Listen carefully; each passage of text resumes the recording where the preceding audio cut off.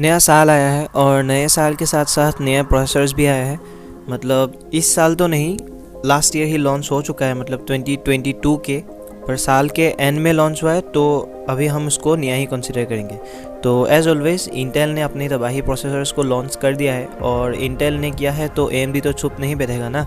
तो AMD ने भी अपने 7000 सीरीज़ को लॉन्च कर दिया है।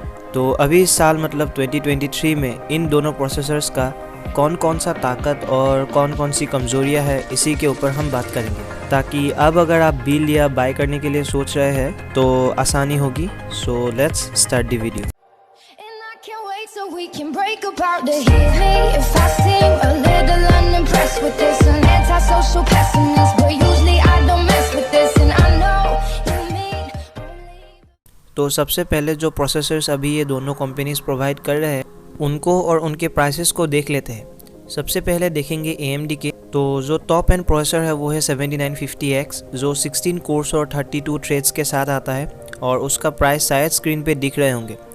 और ये प्राइसेस मैं अभी के टाइम पे अमेज़ॉन का डाल रहा हूँ, कोई थर्ड पार्टी वेबसाइट्स का नहीं डाल रहा।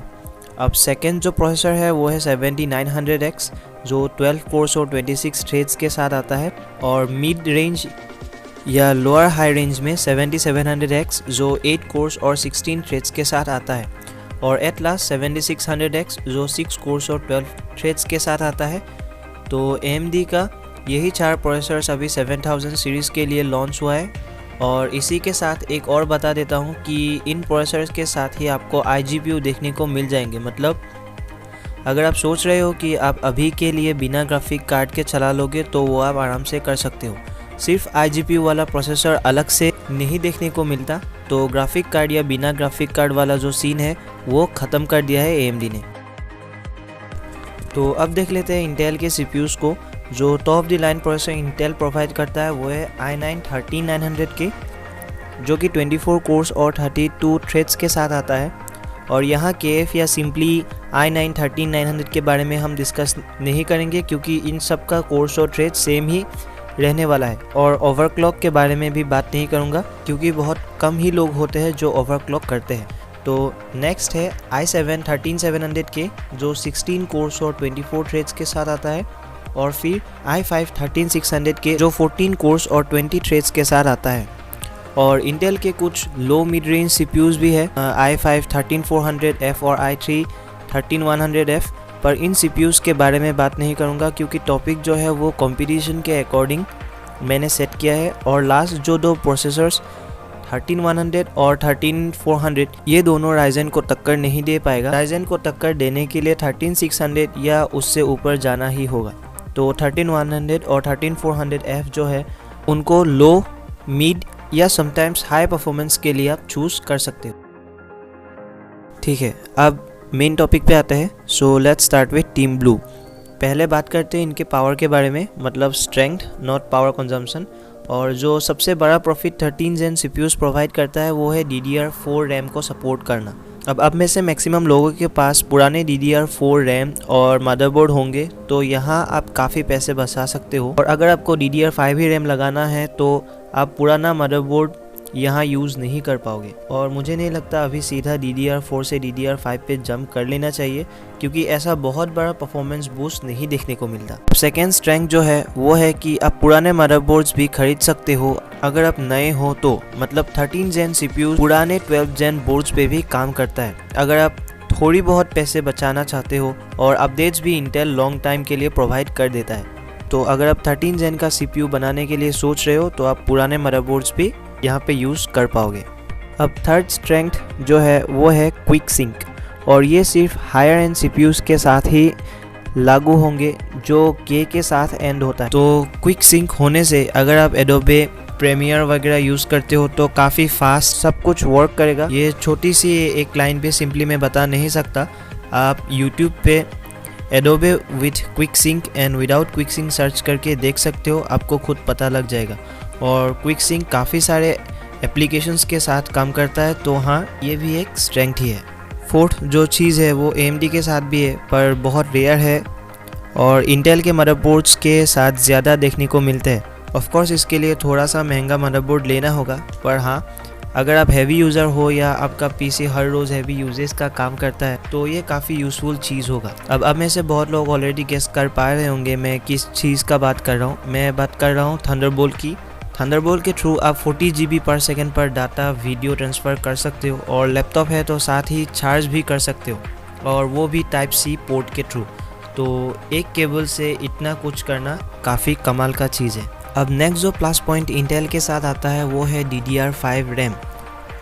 तो उसका जो क्लॉक स्पीड्स है वो बहुत दूर जा सकता है 7600 मेगाहर्ट्ज़ तक, पर AMD के साथ आप 6000 मेगाहर्ट्ज़ पे ही लिमिटेड रहोगे, उसके आगे नहीं जा पाओगे। So Intel is more mature in case of DDR5 RAM.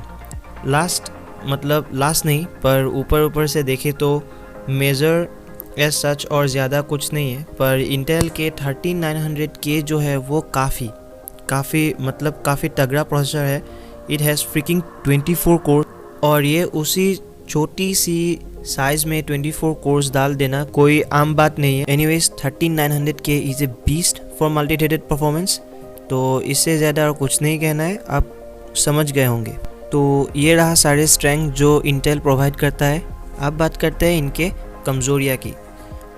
So first अगर आप देखोगे कि इंटेल हमेशा से सिर्फ 2 साल का ही टाइम देता है एक मदरबोर्ड में 2 अलग जनरेशन का CPUs को यूज़ करने के लिए। मतलब अगर आप 10th जेन के CPU यूज़ करते हो तो आप 11 तक ही अपग्रेड कर पाओगे, फिर से नया मदरबोर्ड लगाना होगा। अगर आप 12 जेन या 13 जेन के लिए जाना चाहते हो तो शायद 13 जेन का जो मदरबोर्ड है शायद वो 13 जेन CPUs के लिए ही डेडलाइन होगा। मतलब 14 जेन यूज़ करना है तो नया लगाना होगा शायद। ऐसा कोई स्टेटमेंट नहीं आया है इंटेल की तरफ से, और इंटेल अगर फैंस के बात सुनते हैं तो हो सकता है इनका 2 साल में नया मदरबोर्ड लगाने का जो इशू है वो फिक्स हो जाएगा। अब नेक्स्ट वीकनेस की बात करें तो वो है इंटेल काफ़ी पावर कंज्यूम करता है। मतलब आपको पता होगा कि इंटेल के परफॉर्मेंस कोर्स और एफिशिएंसी कोर्स होते हैं।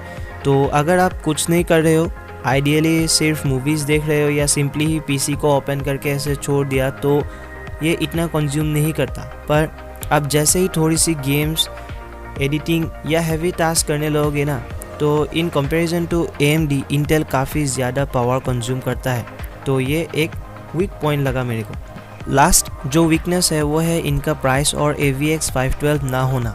2 साल पहले की बात करें तो इंटेल के CPU प्राइसेस AMD के मुकाबले लो ही रहा है और परफॉर्मेंस भी ठीक ठाक है। और अब परफॉर्मेंस नो डाउट और अच्छा हुआ है, पर प्राइस कुछ ज़्यादा ही इंक्रीज़ हो गया है और AVX 512 को 13 जेन में पूरा ही हटा दिया गया है। अब AVX क्या होता है इसके बारे में इस वीडियो में कवर करना मुश्किल है, क्योंकि ऐसे ही वीडियो लंबा हो रहा है और ज़्यादातर लोग इतने देर तक देखता ही नहीं है मेरे वीडियोस को। तो शायद फ्यूचर में कभी और बता दूंगा। तो ये रहा इनके सारे ताकत और कमज़ोरियाँ। अब बात करते हैं AMD के बारे में। तो सबसे पहले स्ट्रेंथ्स की बात कर लेते हैं। पहला जो स्ट्रेंथ है वो मतलब AMD फैंस या AMD यूज़र्स के लिए सबसे और बहुत बड़ा प्लस पॉइंट है कि आपको इंटेल जैसे एवरी 2 जनरेशन्स नया मदरबोर्ड नहीं लगाना होगा। वही सेम सॉकेट पे आप 7000 सीरीज़ के बाद 2026 या उससे भी आगे का CPUs इसी मदरबोर्ड पे लगा पाओगे। तो ये काफ़ी पैसे बचा देगा आपका, और ये एक बहुत बड़ा प्लस पॉइंट है। नेक्स्ट जो प्लस पॉइंट है वो है कि अगर आप 7950X प्रोसेसर को इंटेल के 13900 के साथ कंपेयर करोगे ना, तो आप देखोगे कि Ryzen 16 कोर होने के बाद भी इंटेल के 24 कोर्स को टक्कर दे देता है और कुछ छोटे मोटे चीज़ों में मैच भी कर लेता है। ये इसलिए है क्योंकि Ryzen के सारे कोर्स परफॉर्मेंस कोर्स होते हैं और इंटेल के 8 परफॉर्मेंस कोर्स और बाकी 16 एफिशिएंसी कोर्स होते हैं। ये परफॉर्मेंस कोर्स और एफिशिएंसी कोर्स जो भी हो, 16 कोर्स 24 कोर्स से अच्छा ही परफॉर्म कर रहा है। पर इस केस में भी एक छोटा सा कैच है कि Ryzen का प्राइस स्लाइटली हायर साइड है, पर उन 2 या 3 हज़ार के लिए कोई देखेगा भी नहीं अगर i9 या Ryzen 9 जैसे प्रोसेसर लगाने जा रहा है तो। अब नेक्स्ट जो स्ट्रेंथ इनके लिए बनता है वो है AVX 512। हाँ, जहाँ इंटेल ने 12 जेन और 13 जेन से AVX 512 को हटा दिया है, ये लोग AVX 512 को लगा रहा है। तो ये चीज़ नो डाउट इनको एक प्लस पॉइंट दे देता है। तो ये रहा सारे स्ट्रेंथ्स। अब बात करते हैं इनकी कमज़ोरियाँ की। तो सबसे पहले जो कमज़ोरियाँ इनके है वो है थंडरबोल्ट ना होना।